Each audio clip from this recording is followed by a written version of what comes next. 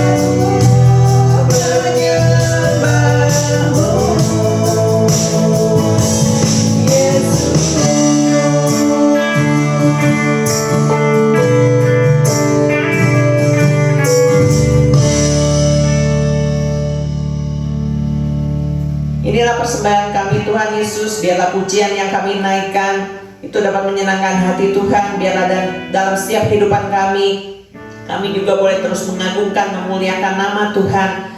Pada kesempatan ini kami bersyukur Tuhan, kami bisa kembali dalam Midweek Worship Community ini, dan biarlah firman-firman Tuhan yang akan terus meneguhkan kami. Dan biarlah Tuhan ada ucapan syukur senantiasa dalam kehidupan kami ketika kami terus melihat kebaikan Tuhan terjadi dalam kehidupan kami. Dan kami juga memastikan bahwa Tuhan selalu ada bersama dengan kami. Biarlah kami juga tidak meninggalkan Engkau Tuhan Yesus, tetapi kami terus setia di dalam jalan-Mu Tuhan Yesus, dan memegang teguh janji-Mu. Terima kasih Tuhan, urapi hamba-Mu, urapi setiap kami Tuhan Yesus, agar berkat firman Allah tidak terhilang, tetapi boleh menjadi berkat buat kami semua. Terima kasih, di dalam nama Tuhan Yesus kami bersyukur. Haleluya. Amin. Amin, amin, amin. Berikan tepuk tangan yang paling meriah untuk Tuhan Yesus. Haleluya. Dan pada saat ini kita akan diberkati oleh firman Tuhan yang akan disampaikan oleh Pastor Daniel Edward. Rejoice. Shalom MWW Community yang terkasih, di mana saja berada, saya percaya semua dalam keadaan baik, sehat, dan diberkati Tuhan. Tidak lupa juga selamat merayakan Paskah. Terlebih kepada Bapak Pendeta Nathanael, terima kasih kalau saya diberikan kepercayaan untuk menyampaikan firman Tuhan. Dalam rangka Paskah, tema firman Tuhan, temanya pemberitaan salib Kristus. Diambil dari 1 Korintus pasal pertama ayat 18 dan 19, berbunyi demikian: sebab pemberitaan tentang salib memang adalah kebodohan bagi mereka yang akan binasa, tetapi bagi kita yang diselamatkan pemberitaan itu adalah kekuatan Allah. Karena ada tertulis, aku akan membinasakan hikmat orang-orang berhikmat, dan kearifan orang-orang bijak akan kulenyapkan. Di dalam perusahaan-perusahaan yang ada di dunia, mereka punya lambang atau logo, seperti perusahaan di mobil, rumah makan, dan lain sebagainya. Nah, lambang orang Kristen salib. Padahal salib itu alat hukuman Roma yang sangat kejam, di mana orang bisa secara perlahan-lahan matinya dan boleh merasakan kegilaan lebih dulu tentunya. Nah, mengapa lambang yang sangat kejam ini menjadi lambangnya orang Kristen? Ini semua dikarenakan peristiwa Jumat Agung. Saudara tahu apa yang terjadi dalam peristiwa Jumat Agung? Yang pertama, Allah mengasihi dunia. Dikatakan di dalam Yohanes pasal 3 ayat 16, berbunyi demikian: karena begitu besar kasih Allah akan dunia ini, sehingga Ia telah mengaruniakan anaknya yang tunggal, supaya setiap orang yang percaya kepadanya tidak binasa, melainkan beroleh hidup yang kekal. Tidak ada kasih yang lebih besar daripada kasih Allah kita. Tidak ada pemberian yang terbaik selain daripada Allah kita. Ketika Adam dan Hawa jatuh dalam dosa, maka kita semua orang keturunan orang berdosa. Dan siapa yang dapat menebus dosa manusia? Kecuali Allah sendiri turun ke dalam dunia ini dalam diri Yesus untuk menyelamatkan semua dosa manusia melalui kematiannya di atas kayu salib. Makanya tidak salah firman Tuhan tadi katakan, begitu besar kasih Allah akan dunia ini, maka diberikan anaknya yang tunggal datang ke dalam dunia ini, agar barang siapa yang percaya kepadanya tidak binasa, melainkan beroleh hidup yang kekal. Yang kedua yang terjadi dalam Jumat Agung, anak domba Allah itu mengangkut isi dosa dunia. 1 Yohanes 1 ayat 29 katakan demikian: pada keesokan harinya Yohanes melihat Yesus datang kepadanya dan ia berkata, lihatlah anak domba Allah yang menghapus dosa dunia. Kalau kita membaca Yesaya 53 ayat 1 sampai 7, di mana Nabi Yesaya menubuatkan tentang kematian Yesus jauh-jauh hari. Dikatakan di sana seperti seekor anak domba yang keluh dibawa ke tempat pembantaian. Yohanes 1 ayat 29 tadi katakan anak domba Allah itu yang mengangkut dosa isi dunia.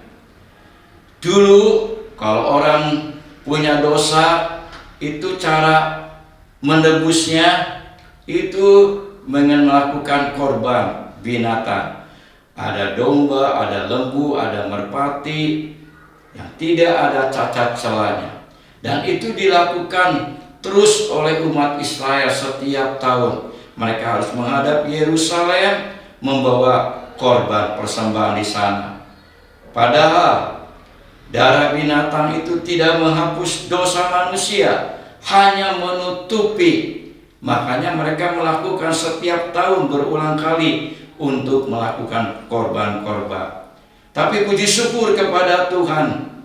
Tuhan Yesus datang ke dalam dunia ini sebagai anak domba Allah yang mengangkut dosa isi dunia itu. Dengan kematiannya di atas kayu salib, darahnya itulah yang menyucikan, menguduskan bagi setiap orang yang percaya kepadanya. Itu yang terjadi di Jumat Agung.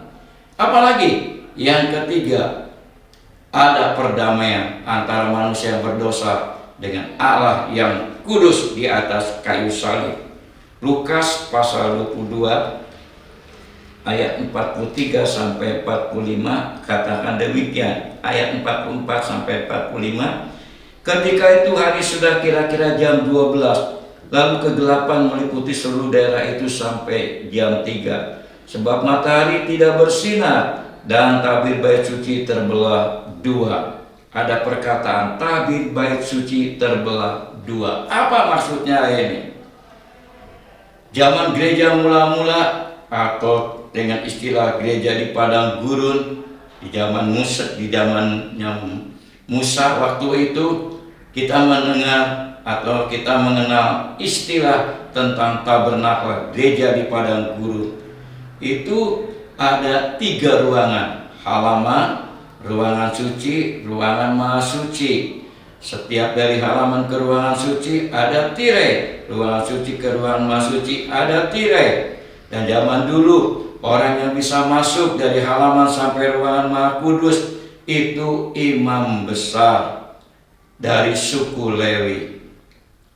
Tapi ketika Yesus mati di atas kayu salib, tirai bait suci itu terbelah 2. Dengan kata lain, tidak ada lagi penyekat, tidak ada lagi penghalang. Tuhan Yesus sudah mendamaikan antara manusia yang berdosa dengan Allah yang kudus. Sehingga ketika kita berdoa di atas muka bumi ini tembus sampai surga. Sebab jalan ke surga sudah dibukakan melalui kematian Yesus di atas kayu salib. Sehingga kita orang berdosa disatukan kembali dengan Allah yang kudus.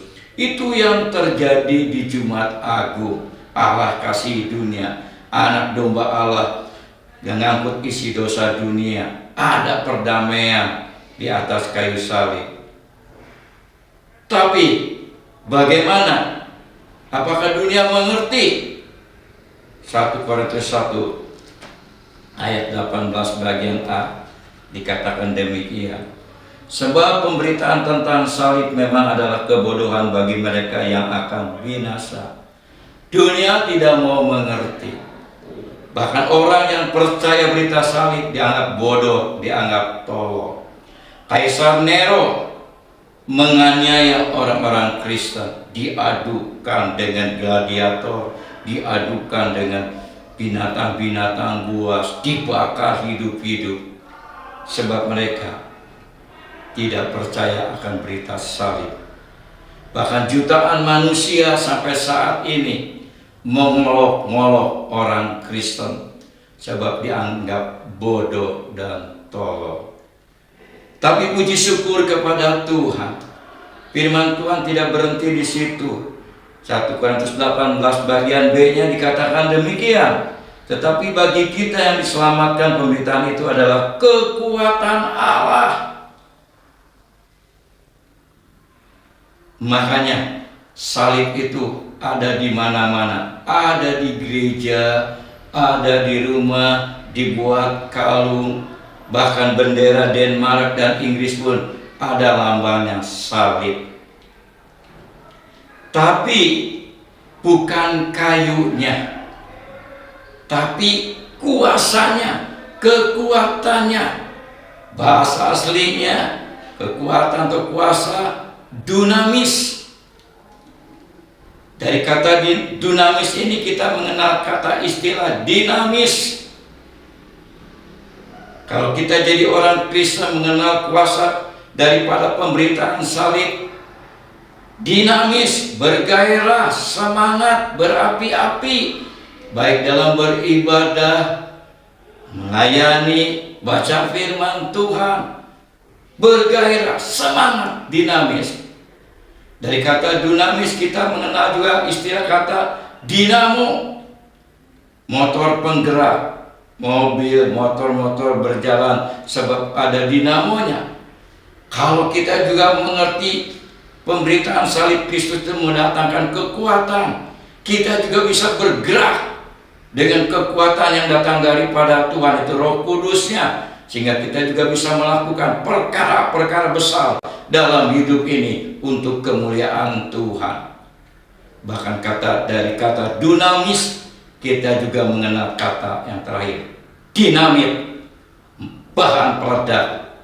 Orang yang mengenal pemberitaan salib itu meledak-ledak di dalam dirinya. Contohnya Paulus di dalam pelayanannya sangat meledak-ledak. Dan itu juga terjadi bagi setiap orang yang percaya kepada berita salib. Orang itu meledak-ledak seperti saya saat ini, meledak-ledak semangat di dalam melayani Tuhan, di dalam mengiring Tuhan. Bahkan salib itu juga positif, ke atas hubungannya dengan Tuhan, ke samping hubungannya dengan sesama. Dan ini mencakup seluruh hukum yang ada di dalam firman Tuhan ini, sebagaimana dikatakan di Matius pasal 22 ayatnya yang ke-37 sampai 39, dikatakan demikian. Jawab Yesus kepadanya, kasihilah Tuhan Allahmu dengan segenap hatimu dan dengan segenap jiwamu dan dengan segenap akal budimu. Itulah hukum yang terutama dan yang pertama. Dan hukum yang kedua yang sama dengan itu ialah kasihilah sesamamu manusia seperti dirimu sendiri. Salib mencakup hukum kepada Tuhan kita dengan segenap hati, kepada sesama juga kita melakukannya. Oleh sebab itu marilah kita bermegah-megah di dalam salib Kristus, sebagaimana pengakuan Rasul Paulus di Galatia pasal 6 ayat 14 dikatakan demikian. Tetapi aku sekali-kali tidak mau bermegah selain dalam salib Tuhan kita Yesus Kristus, sebab olehnya dunia telah disalibkan bagiku dan aku bagi dunia. Paulus bisa bermegah-megah dalam banyak hal. Ia murid guru besar Gamaliel. Ia punya gelar doktor teologi. Ia pernah naik ke surga tingkat 3. Ia menulis 50% kitab perjanjian baru. Paulus bisa bermegah-megah dalam semuanya itu. Tetapi pengakuannya, Paulus hanya mau bermegah-megah di dalam salib Kristus. Bagaimana dengan saudara dan saya? Mari kita juga bermegah-megah dalam salib Kristus. Sebab salib Kristus sudah membuka jalan ke surga, mendamaikan kita, menebus dosa kita, dan kita menjadi umat-umat pilihannya, umat-umat ketebusannya. Bahkan sekarang kita menjadi alat-alat Tuhan yang besar di dalam tangan Tuhan, karena kita percaya kepada berita salib. Tuhan Yesus memberkati. Amin.